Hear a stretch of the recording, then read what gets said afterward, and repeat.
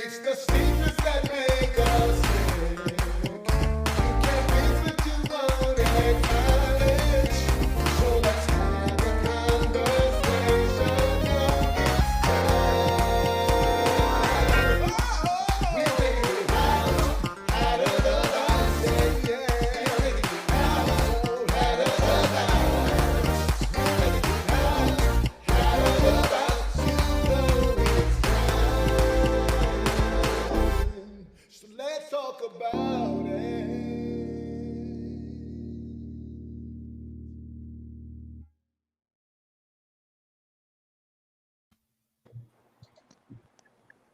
All right. Hello, everybody. Hey, How's it? everybody. So tonight is Tuesday night at 7 p.m., and that means it's time for Outside the Box. So we have a great show tonight. In fact, I think we always have a great show. So we have a great show tonight, and I'm excited. I'm excited for each and every one of you here. So, interesting subject. It's so funny that Pastor Eric and I, he put a post up, kind of a blanket post this week, and said, "This generation." And I wrote him and I said, "How funny." Uh, that's exactly what we're going to be talking about on Tuesday. And so, right off the bat, the title of the show is This Generation Spoiled, Privileged, or Right? And then the kind of subtext to that is, whose fault is it? And so I want to, and when I talked to Bishop Foreman about it, he was like, "I'm on that tonight. I'm ready for this conversation." So I think, but before we jump too deep in, congratulations again, Ivory, on your upcoming baby thing. So how far along are you? Thank you. I have 3 weeks left. Three? Are you gonna make it 3 weeks, girl? I hope so. Okay, all right. So right off the bat, Jones, I want to start with you.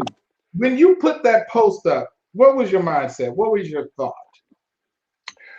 Well, remember, it wasn't actually a post. It was part of my midday motivation. And I had just been informed that a couple of members of my church were connected to not them directly, let me say that, were connected to a murder that happened Sunday morning. Mm, And it seems like to me that every shooting that happens, they get younger and younger, you know.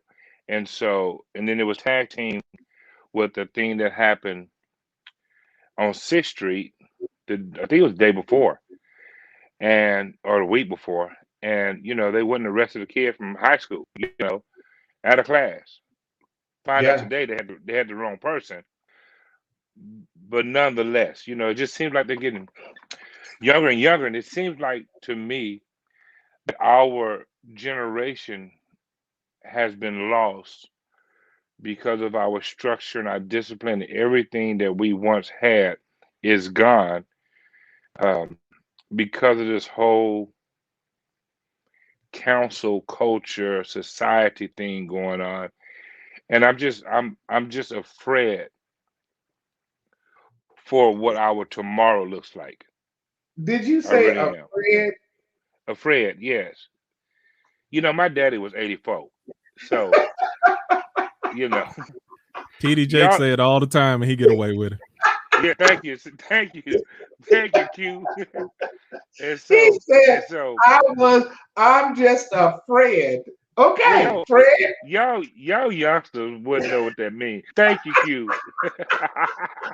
I see Bishop Foreman laughing at me too. When I heard it, I just nothing but love, though, Pastor. You know, I got nothing but love for you. Okay, okay. ah, So, Jones, one of the things that I think is absolutely true is it seems as though a lot of what's going on, you're right, in terms of these shootings and killings. These folks are getting younger and younger. I remember when I was growing up, I grew up in a time when disputes were settled with hands and not with guns and knives, and I'm not advocating for any form of violence. However, something's changed, something's happened. Bishop, what are your thoughts? You know, I think that's a multifaceted question, and I think there's so many things that contribute to that in terms of culture. And so I think if you're talking about violence and the value of life, I certainly think we have seen what appears to be a devaluation of life. But there's so much that contributes to that. You've got racism on one end, which feeds and perpetuates a cycle of the devaluing of one's life, particularly Black and brown lives, specifically Black lives. You have got opportunities, socioeconomic disparities. There's so much that goes into that when you say what's happening in terms of how disputes are being settled.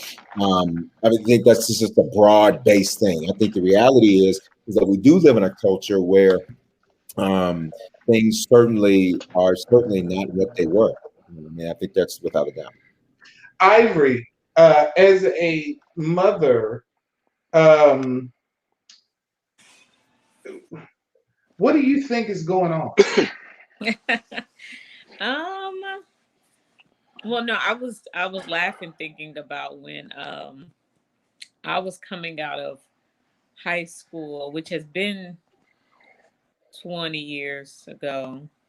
But even at that time, you know, I was in a small town and there was a lot of shooting going on. So you went to a party and you expected to be running down the street at the end of the night, you know, away from something. Wow. And that was 20 years ago. So maybe it's just been a progression of things, but it's definitely not brand new. Let me say it like that. But I think several things have happened. I think we have a culture of young people who are not as resilient. Not even being taught to be as resilient as earlier generations. And some of that is the earlier generation's fault. A lot of us watched our parents be very committed and hopeful for things that did not work out for them, whether that be church, jobs, all kind of stuff. And we don't have those type of hopes. And I think as generations go on, they have less and less hope. They say these are the generations that can't expect to make as much money as their parents. What's hopeful in that? So when you lose hope, people do all kinds of things. So that's my surface level answer. All right, because we're going to certainly get a little deeper. Thank you, Q. I want you to move in before I go to my next kind of question here. Yeah, I'm really with Bishop Foreman on this. This question can go a lot of different directions. But just as I listened to the question and I heard people talking, just what came to me, the first thing I thought of is who raises our children. Like what that would be my first question. Who raises our children? Why wasn't it that way before? What's the difference now versus then? So you can look at factors like the media. The media in a lot of ways is raising our children. You can also argue that we are one of the most exploited races. See, because and I don't know if you want to give credit to the industry who pushes us promoting violence and certain stereotypes, or do you want to put the blame on our own community for not standing up against those stereotypes? You know, and then you have single parent homes, and that's the other thing, when you have a single parent home and the mother or father is working 2 or 3 jobs and they barely see their children, and you leave your children to be raised by the things that they see on TV or the people that's around them. And that imagery, the same imagery that's entertainment for white middle America and rich kids, that's entertainment for them. When they listen to those songs, it's entertainment for them. For us, then it's life imitating art, or vice versa. So it's something that's much more real for our kids, and it's much more than just entertainment. So I guess that's the way that you have to answer those questions. And also the last thing, and I toss it back to you, we don't have stability in our neighborhoods anymore. I remember I talked to my sister about this. We moved to 3 different houses, and we stayed on the same street our entire life. My parents still live on the same street that they did when they were so our neighbors, the neighbors knew you, the parents knew you, even your schoolmates and your classmates. You went to the same elementary and the same junior high school and the same high school. There was a different sense of community that people don't have now, because jobs, that plays a part in it too. People are not working to 25, 30 years and retiring. You there for a couple years and you move. And as you move that job, you may end up moving to different locations on top of that. So now there's just instability all around, and all of those things play a part. And that's some of the stuff that I want to get into. So you brought up a lot of the key points that I want to talk about.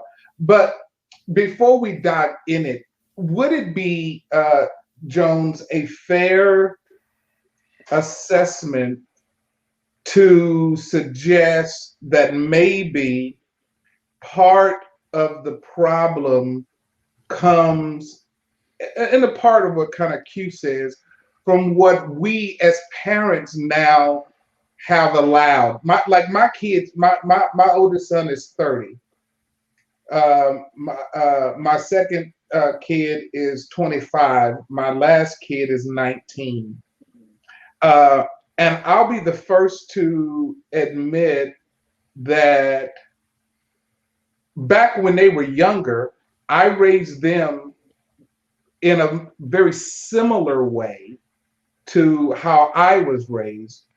And a lot of that had very strong and pronounced expectations. There was discipline. There was a sense of accountability for actions. Q made a point. I grew up when everybody knew me on my street, and I couldn't do something around the corner without it being brought back to the house, and there were consequences for misbehavior. Went to the same church as many of the folks that lived on the street. So, Jones, my question is there some accountability that parents have to assume for their children and how their children behave? So ever since I've seen it, I've been struggling with this word fault. Whose fault is it? Because I believe there's just so many different pots into how we got here, right? Okay. So Q just brings up something, and I guarantee you, without it being intentional, it will become a theme. Back then, the village did raise the child. And so we would go up the street and play basketball, play football, this, that, and the other, right? Well, we wasn't comfortable with the fact that we were not in front of our house, because we knew if we was in front of Miss Tolden's house, whenever we messed up, whatever my mother was going to give me, she would give it too. Right? And that's true. Because before my mother even get the word, we'd already got our first whooping. Right? From Miss Tolden. Yeah. From Miss Tolden, yes. And so Rachel posted something today, and I can't quote it, but I'm gonna say in general what she was saying. It no longer takes a village to raise a child, basically because the village gets so offended, And so when you say, do the parents have some accountability? Well, whether you get offended or upset about it or not, yes. Parents do have a certain level of responsibility of how their children are, that's their job, you know. So here's the thing. The thing is, there's too many variations on what a parent looks like, how to raise your child. You know, my mother, my brother, my brother did something when my mother went home, right? So not only did he get a whooping, but I got a whooping because I didn't tell her. So Whoa. I felt it was unfair for her to whoop me, so I ran away. I grabbed my sister's bike and I ran away, right? Well, back Mhm. then we didn't have no strategy. We just left the house. Well, nightfall fell. I was at Elvin Shed's house. His mother says, "No, sir, you're not going to stay here. I'm about to call your mama," right? She calls my mother, right? Now, here it is. Watch this, y'all. This is how different it is. Not only did my mother whoop me, when my grandmother found out I was there, she came by. She whipped me, Uh-uh. but she Uh-uh. didn't come alone. Uh-uh. My grandmother brought my big mama with her. Uh-uh. So I got 3 whoopings, right? 3. If this was today, 3 people would be in jail. 3 people would be in jail.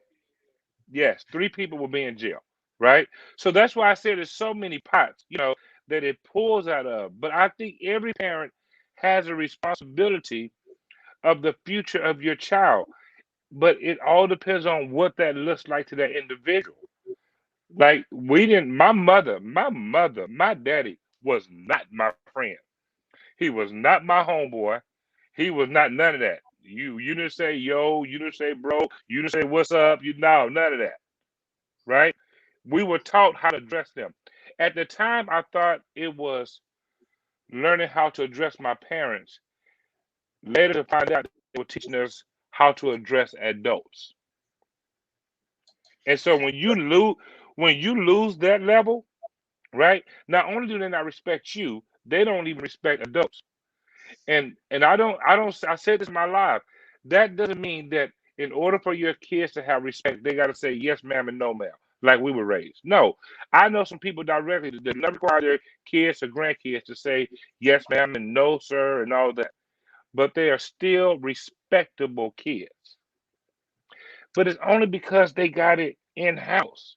They learned it before they got out there. So they know how to do it because they learned it in house. The reality is they ain't learning in house no more. And So Q, see John, if you can go ahead. so Jones, here's what, and then because I want to hit Bishop Foreman Because on I this. see what you're trying to do, Bright. You're trying to make me not be politically correct. I see what you're trying to do. You want me to say it like I feel it. And I'm not falling for it, I Bright. want you to say it how you feel it. Because here's the deal. Let me tell you. Just the other day, I'm gonna tell you 2 quick things. Just the other day, my grandbabies were over here, 7 years old and 5 years old, and I had a friend who I went to college with back in the 80s, and she asked my 7-year-old granddaughter said, "Hello, what's your name?" And he said Keith, and she said, "Hi, Keith," and I said, "Excuse me," and she looked at me, and he was like, "Oh, that's okay. No, no, no, no, no, it's not, because here children put handles when they speak into adults. It's Mr. Keith or some other Reverend Keith, Pastor Keith. You're gonna put something in front of Keith because that was that was a standard, and it wasn't about and my kids were raised just like yours were yes ma'am and no ma'am, but it was about learning how to be respectful and how to listen. I watch these TV shows now, and I hear people using all manner of language, cussing and all of that in front of their parents, and I'm going, oh my God, I would be having a full set of dentures if I were to speak like that in front of my parents. So, Bishop Foreman, what I'm asking you is, the question that Nikki asked earlier, I get that's how we were raised. But Nikki says, are all those whoopings required though? But at the same time, and I keep my foot on my kid's neck. In other words, she handles her business, but are those whoopings that Eric described, are they required? Great question. So I think the direct answer to the question, are all those weapons required? No, every kid's different. But there's a bigger question, which is the construct of honor, the construct of discipline, period. And that construct, I think, is something that is certainly lost in American culture. Across the board, every race, every background. Now, granted, that is a macrocosm examining the nation, and so that there's examples like for what you just used. He said, "Look, I don't care if he ain't read my past to put something on the man's name." So but that is certainly the exception. That is no longer the rule, I believe, from a generalization. We live in a culture where there's a general disrespect and dishonor that is propagated in homes, as Pastor Jones said, propagated in culture. I love what Q mentioned earlier, because it is glorified in music. And here's the interesting thing. There is an authority structure, and we have to go here. There's an authority structure that should be challenged, which is the white supremacy authority structure that says, you do what I say, boy, you do what I say, girl.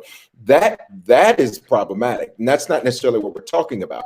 I think the problem is in teaching kids and strength and teaching kids to challenge what should be challenged. Consequently, what also got thrown out is what should not be challenged, which is that of the respective families, homes, et cetera, et cetera. So to the question, are all those whoopings necessary? No, but every kid is different. My mama, it took her one time.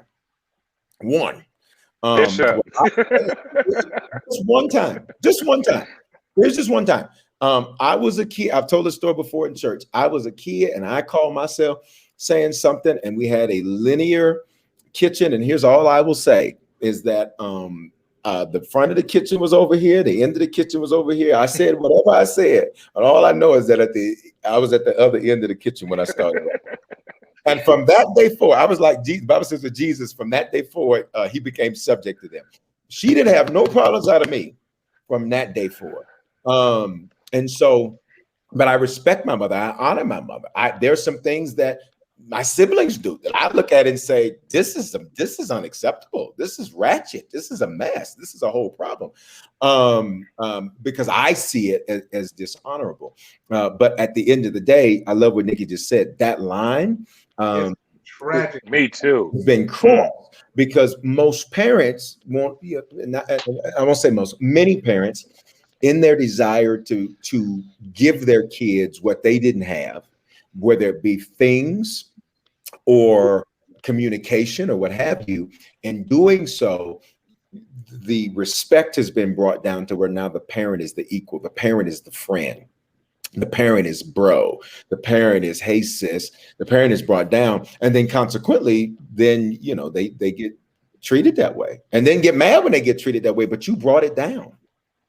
Yeah, I think it's even. I remember one time Haley asking me when she was younger, "Who is Roy?" Because for so long she didn't even know what my name was. Q. So how do we combat this line shift, this momentum of lost respect? How do we combat that? Big picture, you don't. Small picture, you handle your family and you handle your inner circle and the people that you have influence with. That's it.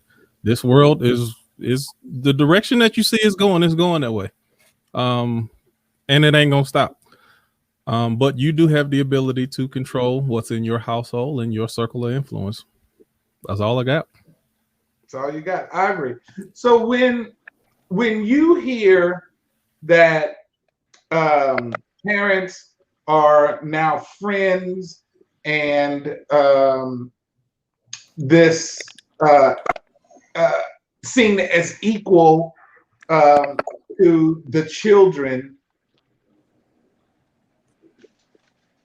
what do you, as now even you have kids but are having another kid, how do you frame how you handle that in your home? So I'm mixed between the two. I definitely, my parents actually dealt with things two different kind of ways, and I feel like I'm mixed between them. Where my dad was just completely like, just do what I say, don't ask me any questions. I'm only gonna say it once. Um, and you knew after he said it, if he said this room better be cleaned up by the time I get back, if he walked in and it wasn't clean, he was going to get a belt. Like, he wasn't talking again. Where my mom, she was a little more conversational. She was willing to explain some more stuff and have some more conversation. So I think I'm working as a mix of two. But I was laughing listening to y'all talk because my daughter's only 4. And even now she'll say, Mommy, you're not my friend anymore. And I got so much old school from my parents. I'm like, look, girl, I don't need no friends. Like, I don't need no 4-year-old friend. So like, I'm already there. Like, we not friends. Like, I love you now, but Mommy don't need no more friends. And so she be looking at me crazy. But I think, and because this is what I learned as I was becoming a parent, I wanted to read a lot of books. I wanted to get some more knowledge than I originally had. I didn't want to do it exactly how my parents did it. I didn't want to be on autopilot. And if you don't read nothing, you don't put no new information in, you autopilot normally what your parents did. Or you go completely opposite and don't do nothing they did. So from reading books, learning a little bit more about child development, how their little brains work, kind of the emotions and things they go through, it keeps me from whooping for just the sake of whooping, right? Just knowing the difference between, okay, this is just a 3-year-old thing. This is just a 4-year-old thing. This is where her brain development is. Hey, that look was outright defiance. You finna get popped. And I don't care that the book told me not to pop you. Because if we ain't getting that new age, I skipped that whole chapter. So I just think you have to just I like that. to have a good balance between them. So Jones, we've talked about, are those whoopings necessary? Are we losing something? Because right now, let me tell you something. And I don't say this being funny, and I don't say this for any kind of sport or whatever, but I have 3 kids, and in the history of my parentage, I've had 3 calls from CPS. So each one of my children and I were involved in a CPS situation. Are we losing something? Because right now, as you said, 3 people would be in jail right now. Are we losing something because we are afraid, in your words, because we are afraid of physical discipline? And because right now it is not popular. Folks are very, very, very firm that physical discipline shows a lack of restraint and ability on the parent, as well as that the parent is teaching children physical violence when they spank. Are we missing something because we are afraid to do physical violence, or are we contributing to the idea of physical violence by whipping and spanking? I don't think that's not what we're missing. We're losing. I had 2, but since Bishop Foreman said it so eloquently, I'm gonna use 3. We're losing respect, discipline, and honor. That's what we're losing, right? So let's be clear. Whoopings is a cultural thing. That's how we were raised, right? If you got to beat your kids in order for them to have respect or discipline or honor for you, then you shouldn't be a parent. Number one. My parents had a different type of ways. So my stepdad growing up never touched us, right? But if they said the kitchen better be clean by the time we get home, right? If the kitchen wasn't clean, he was cool. He didn't say a word, right? But what he'd do is get up at 4 o'clock in the morning with a pot and a spoon and bang that pot and spoon so loud that it scared the living daylights out of your sleep, right? That was his form of discipline, meaning He ain't gonna touch us, but there will be a penalty for not washing those dishes. It's different ways. I watch Mama Faye, my second mom. She watches her grandkids every day, especially through this pandemic, going through school with them, whatever. I rarely see her touch them, but she doesn't have to, because in one way she's very, very nice, and it's her grandbabies, but they know she don't play. So where we lost is the avenue somewhere in the middle to teach them respect, discipline, and honor. Whenever you are your child's friend, buddy, homegirl, homeboy, I promise you one thing: it is gonna be hard for them to honor you as a parent. I promise you that much. And then Q said something a while ago, man, that was just so deep. I don't know how he just read by the second base on that. Who's raising our kids? I heard a lady tell me this straight up. I heard somebody actually, this came out of their mouth. I buy my child things as a form of discipline. This is what she meant. The more I buy them, the more I can take away from them. So if they mess up, I'll take away their gadget. So what Wow. happens is when they're not messing up, they're on their gadgets all day. All day. That's all they do is be on their gadgets, right? We had to go outside. We play every sport there is known to man. We were playing baseball, basketball, hockey, kickball, football, every ball there was, we played it outside. And now these kids sitting there on their phone all day, overweight, health problems, all of that, because they're not challenged physically and they're not challenged mentally. I told a lady at my church one day, stop saying you know your child, because they don't know that they got suicide gangs out here. So it's a matter of who's raising your child. Whatever they see in culture, that is what they're going to try to duplicate. And that's one of the greatest problems we have right now, is they're trying to be what they see. Q, you raise your finger. Yes, that part right there.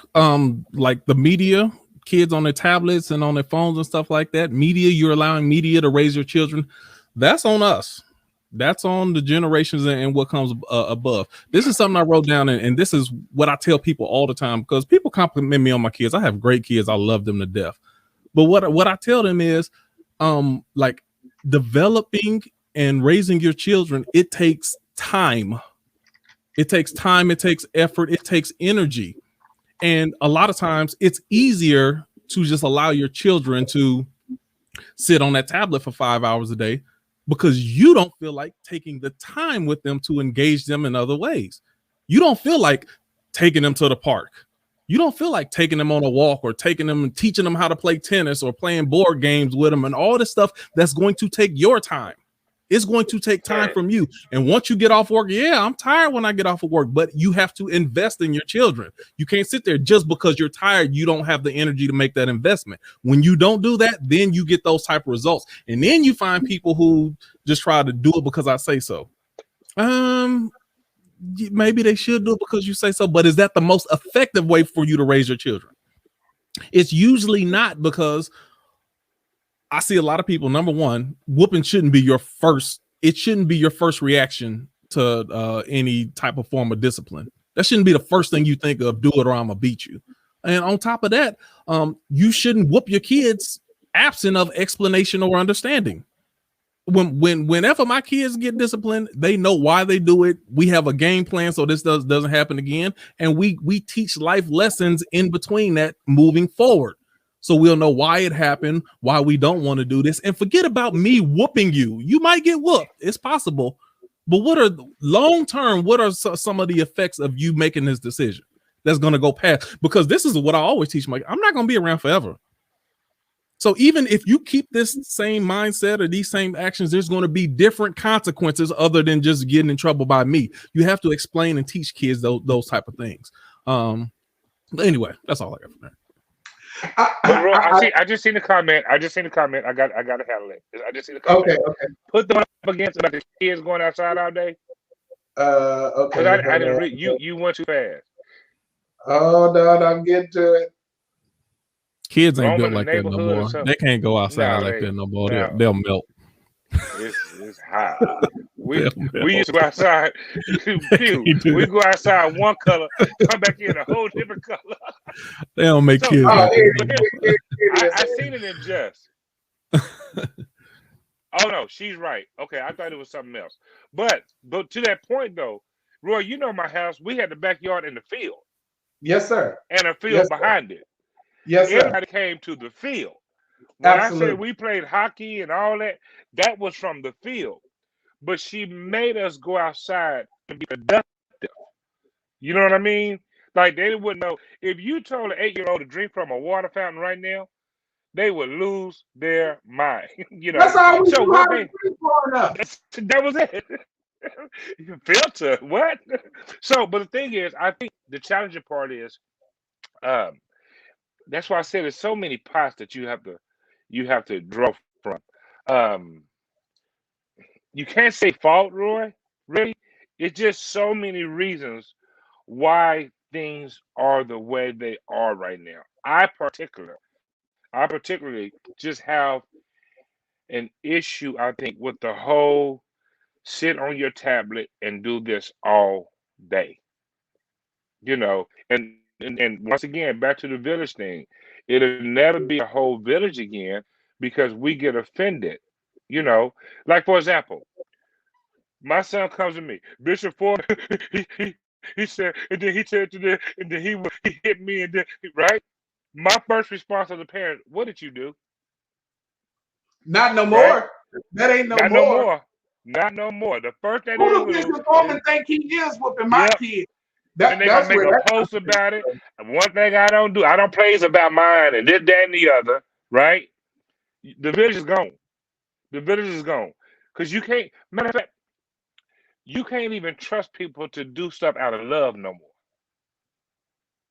because you don't know Like their for intent. real. You I don't know know your their intention. You know what I mean? Because see, first of all, you don't like my woman. So my kids can't hang out with you. Because I don't know how you're gonna treat them behind some inner anger you got with me. You see what I'm saying? You know, and so it's just kind of different. I think old school people can kind of relate. And I say old school, but I just think it's just training and how we were just raised differently. We didn't have the culture, you know. The worst thing that can happen, Roy, is my mother will wonder. The worst thing I'm gonna do is get in a fight at the pizza joint off of Springdale or at a football game. My mother had to worry about me getting shot or me shooting somebody. It's culture. That's what they see. You know, guns is popular. You know, and so that's just And where now we in at. Texas, you don't even have to have a permit no more come September No, 1st. you ain't got. You just go buy one, and be done with it. Nobody want to be done. Bishop Foreman, you Can't use your air conditioning though. huh? Can't use your air conditioning on the temperature you want, but you can get you a gun and do that. Right. Can't vote, Larry. You want to vote, but you can get But your you gun. go get your gun. Bishop, So Bishop, I can't even go fishing without a permit, Bishop. no sir, you But I can't can buy a fish gun. without a license, but you can go buy a gun. And what is that message communicating? That wildlife is more important than human life, but that's a whole separate issue. Yeah. Oh my God, that was a whole sermon right there by Yeah. Wildlife is Yeah. more important than human life. Yeah. Bishop, one of the comments came up that says kids do what they see their parents do. If their parent is on the phone all the time, the kids will be on there. Has this become part of the problem? Is that parents well, we already know that kids emulate what they see, but has this become the problem really that the kids are seeing parents do things that are now shaping their behavior in a very different way? I would absolutely say that, but again, I think there's so many things, and I love how Q answered it from a macro level. What can be done? You know, I mean that's not even your responsibility to fix.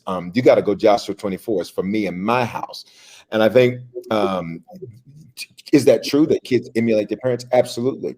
I think one of the most important things a parent could do is realize that when you play, you pay. And the payment means that I now, for the next 18 plus years, My life is not my own. So all this, mama got to have a life too. Well, mama knew when mama was playing, daddy knew when daddy was playing. That comes with a payment. And, I think if we really want to be realistic about from the parental side, is recognizing that it does take time. It takes energy. It takes investment. Because if you don't do it, something will fill the leadership void, whether it's YouTube, TV, culture, music, your kids' friends, which is why when they go over their house, they come back acting different. Their friends, their mama and them, somebody's going to raise your kids. But the real thing is that God trusted you to raise them. So from a parental standpoint, that's the job. That's the job. Do the job. The job is, yes, you tired from work, but the job is, but we about to get this. Like we used to do, my great-grandmother, when we get home, we call it get our lessons. She was like, come on in here, boy, and get your lessons. My mother, we would get our lessons. They checked home. They made sure your homework was done. What? No, I did it. Okay. No, show it to me. Tell me how you got that answer. I used to hate that more than the actual schoolwork. That she did the work. And so I think we now have a generation where we are not used to doing the work, because it's not just kids that are away. Look at what's happening. Let's look bigger in the employment market, where you got people who don't want work, who get jobs, and their whole concept of the job is, well, like, I didn't come here to work. Like I'm not going to do all of that. I ain't going to be doing all of that. Well, okay. It is a cultural thing. We have to do the work. And if you're going to be a parent, you got to do the work. You got to spend the time. You got to make the investment. And yes, you're tired, but this is the job. So take you some vitamins, get yourself in shape, and do the work. Do the job. There was a joke said before, but I mean, the reality is true that now grandma is 35 and big mama is 50. Well, when I was 8, my big mama was 78, right? Now, I want to go back a little bit on what Bishop Foreman said. All right. I'll let you go for it. Now with I want to give this younger generation a little bit of credit. Now, I don't say that you just shouldn't work and should lay up, but all that, hard work will eventually pay off. No, everything that you do ain't worth your time. And a lot of these people see like, no, I'm not going to do just anything and everything.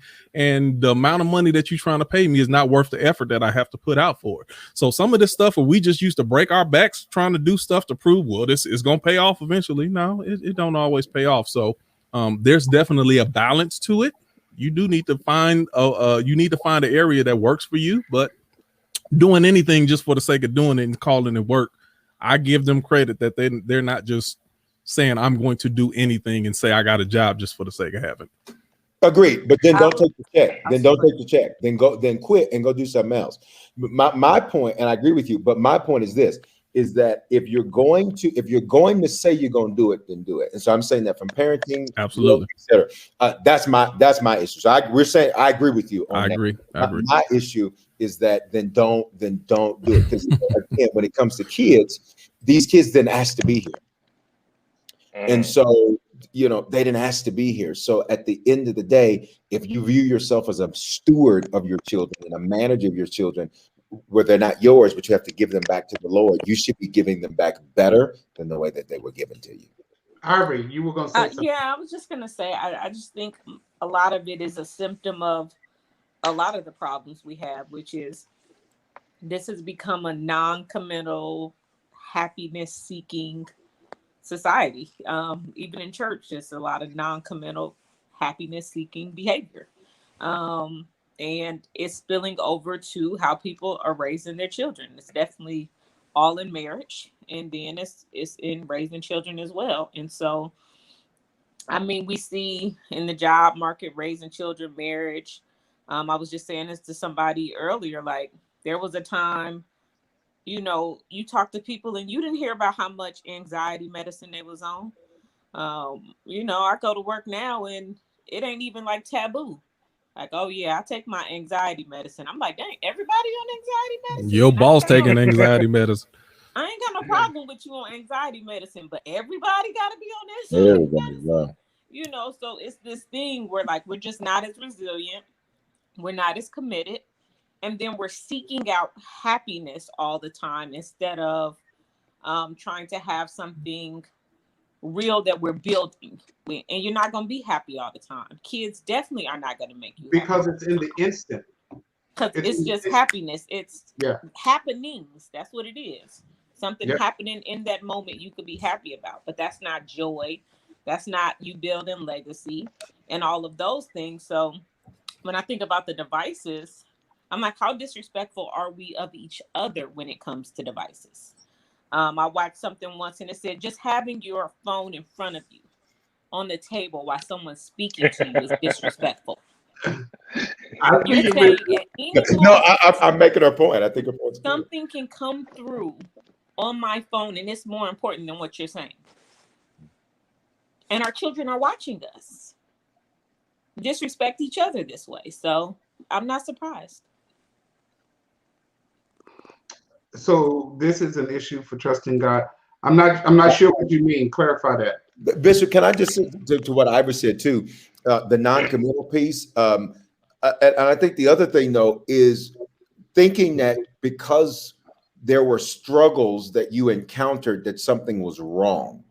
I think because of advancement, because of evolution, there are struggles that I'll just use this term for lack of a better term, younger generations, what have you, did not have to encounter. And so the whole thought was, I don't want my kids to go through this. I don't want my kids to struggle through this. I don't want my kids. And some of that is definitely wisdom, right? Severe poverty, that's wisdom. Drug abuse, generational curses, stuff like that. But if a butterfly in stage 4 does not struggle out of the cocoon, its wings will never be strong enough to carry it through the air. So the struggle wasn't punishment, but the struggle was actually to create it and set it up for success.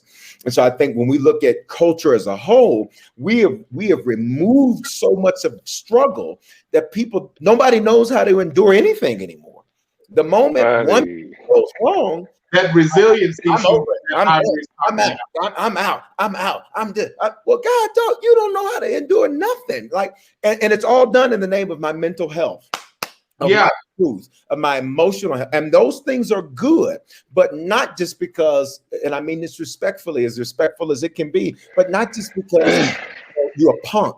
Because we have a whole world full of punks that can't endure nothing, can't deal with nothing, quit everybody and everything, are passive aggressive, sociopathic narcissists.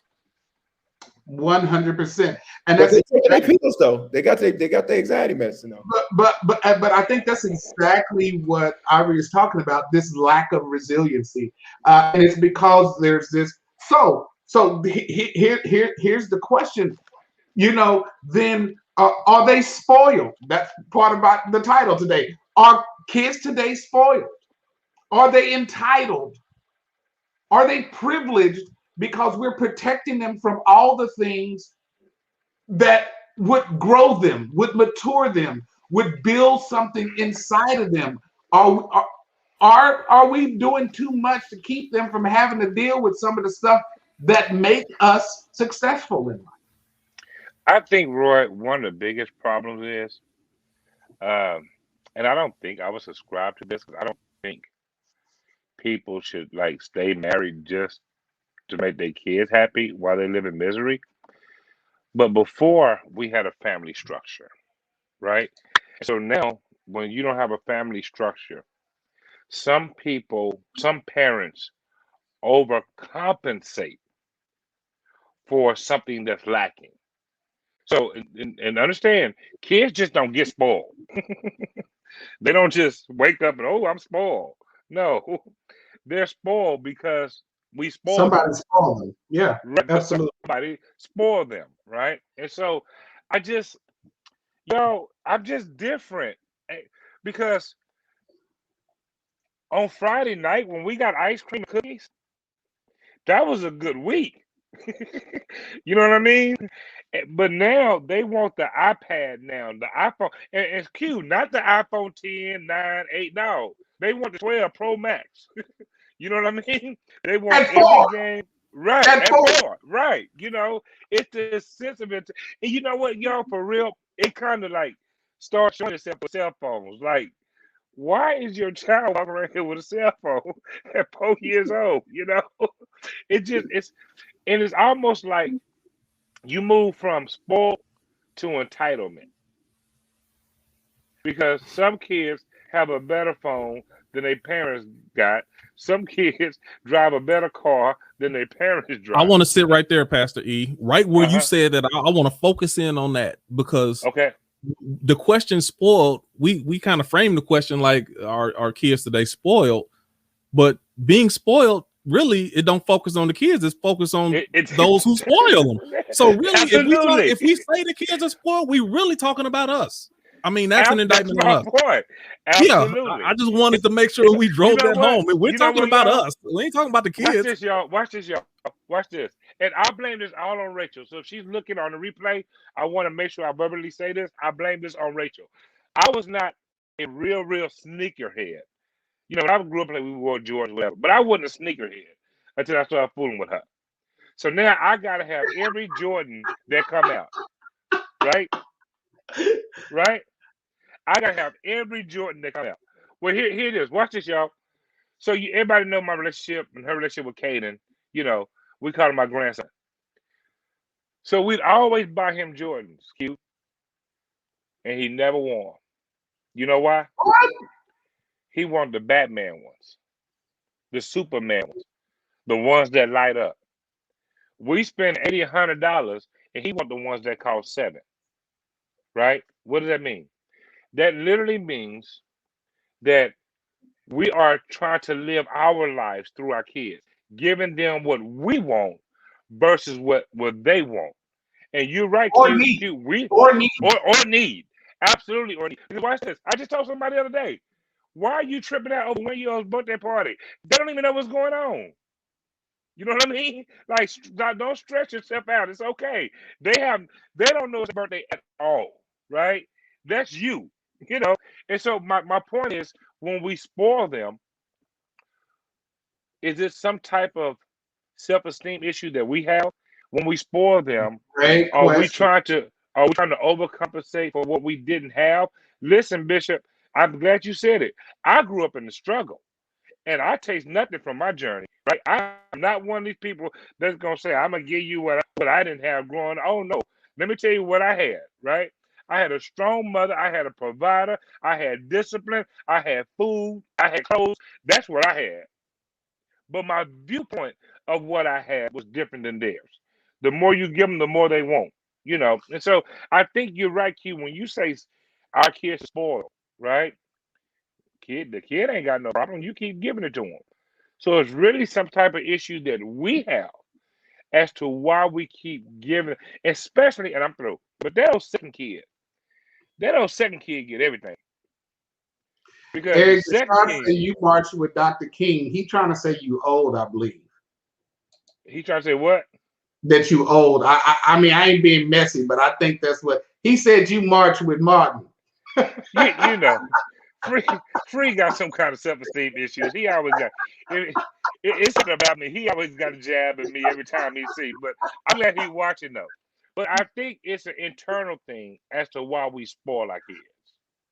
Okay, here's a question. Ivory, I want you to stab at it first. What about our cultures appear to have a different school of thought that makes sure their kids are set up for success? When they graduate, they credit a career. I get the notion kids need to understand hard work, etc. But I want my child to have a greater head start. At the same time, understand what that investment means. I think that's interesting. Good. That is very good. I always say this, me and my husband talked about it once. We were at a high school graduation, and that top 10% was all African and Indian names. And he said, I want our kids to be in that top 10%. I said, let's shoot for 20. I said, because that is a community that encourages that behavior. And that is just not the African American community. That is not just a mother and a father that gets those kids to top 5, top 10%. uncle agree, the auntie agree, grandma agree, you ain't going to nobody's house. And it's not about that schoolwork, and it's not about, you know, what your future looks like. And that's just not currently our culture. But just going back to kind of what Quentin said, I mean, it's your house, it's your rules. Do it how you want to do it. If you want your kids to be more focused in and more resilient, more successful, I mean, the hard work starts in your own house. Like I said, it's not going to be as easy without a community backing you, but normally grandma and grandpa in our community, they just happy to buy the kids some stuff and have a good time with them. I mean, Bishop, that's you where raise your we are hand. as a community. Right, and I think community is definitely important, but I think every community is not a monolith, and so even in the African American community, you're going to have a litany of different approaches to that. One of the comments says, "My single mom got me to the top 5%." So the reality is, again, every situation here has got to go Joshua 24:14-15. As for me and my house, this is what we're doing. This is what we're setting our kids up for. And I think that's really important because even within the African American community, there are numerous examples of great success, achievement, et cetera, et cetera, et cetera. I think when you let's look at the white culture, for example. When you begin to make comparisons, and I think this is where the danger of comparison comes when you're dealing with communities in terms of a monolith, is because you're dealing with a very different starting point. For many, particularly in the African American culture, what the last several generations have done have just been to get to the same starting point that the white counterpart has had for 400 plus years, and so consequently, it's a different starting point. That's number one. Number two, but also look at when there is a lack of discipline. Look at the other outcomes of that. For example, white on white crime is through the roof. Nobody wants to talk about that, but go to FBI.gov. White on white crime is through the roof. Mass shootings are almost always perpetrated by white individuals, white young men who feel like what they're entitled to is being infringed upon by other people, and as a result of their frustration, they take it out on the world. Right? She didn't like me, and so I'm going to go shoot up this thing. Right? And so we have to, again, it's dangerous to look at culture from a monolithic standpoint, because there are outcomes that are certainly there. And that's number two. Number three, I will just say, in terms of the structure that everybody approaches with their family, with their homes, et cetera, it all goes back to something that I think we've all said in a different way, but the substratum was the same, which is that it's got to be on the parent. It's got to be on the parent. And every parent needs to know, even you may do everything right, and your child may still veer. And at the end of the day, you have to step back saying, I know I did everything I could do, and I did everything right. But my mother did an amazing heck of a job. She's an amazing woman. I am the first bishop in my bloodline, first pastor in my bloodline, first PhD in my bloodline, first to achieve certain levels of financial prowess in my bloodline, first entrepreneur. All these firsts, but the deck was stacked against us. The deck was stacked against me. The concept of community that we had, that wasn't necessarily there, but there were choices that were made in the house that affected what happened outside of the house. I would say to everybody, whatever you want your children to be, it's going to start in your house. Last thing, an African proverb. I'm just trying to keep up with all the time that Pastor Jones took. I'm just messing. You know, I'm just messing. We love you, sir. There's an old African proverb that says the ruin of a nation begins in its homes. And so to every single mom, to every two-parent home, to every single dad, to every big mama, big daddy, big whatever, great, whatever, is that you got to look at those children and say, what is their future going to be? And what do I want to stand in front of God and say, I put in them and invested in them? And when you do that, that's your job. I have a couple of things. The first one, I want to point out something that Pastor Free said, and I even one in the top 5% will end up facing the hurdles and struggles that come with our community at some point. I want to say absolutely 100% agree with you, and that's because those forces against us and our community will never be cool with us surpassing or even being equal to where they are. But let me tell you something. As a parent, I realized that I didn't know any better, right? So them first two kids, man, they were trial and error. Let me just tell you, especially the first one, trial and error. The second one, a little better. But it wasn't until Haley that what I think Ivory was mentioning and what was kind of said here is that where we actually taught her about credit and about managing her finances and this, that, and the other. And now I have a daughter who was making less than her brothers, but had savings accounts and this, that, and the other, had her own credit cards and this, that, and the other. And so I think that as parents, we have to own the responsibility to do what we can, as everyone on this panel has agreed, started in our home. We have to set the standard that works. You have to, as viewers, you have to set the standards of what is acceptable and what works and how to move and drive and push your kids towards success. You cannot let it be a default upbringing by things that require your real investment into them. It cannot be the iPad. It cannot be the phone. It cannot be television, all of this kind of stuff. Eric said something earlier. We were not allowed to stay in the house during the day, period. We had to go out. I understand society outside is a whole lot different. Then you know what? Make up for it in the house. Get them some mind building, some training, some activities in the house. If you don't want them to go outside, put them in your backyard.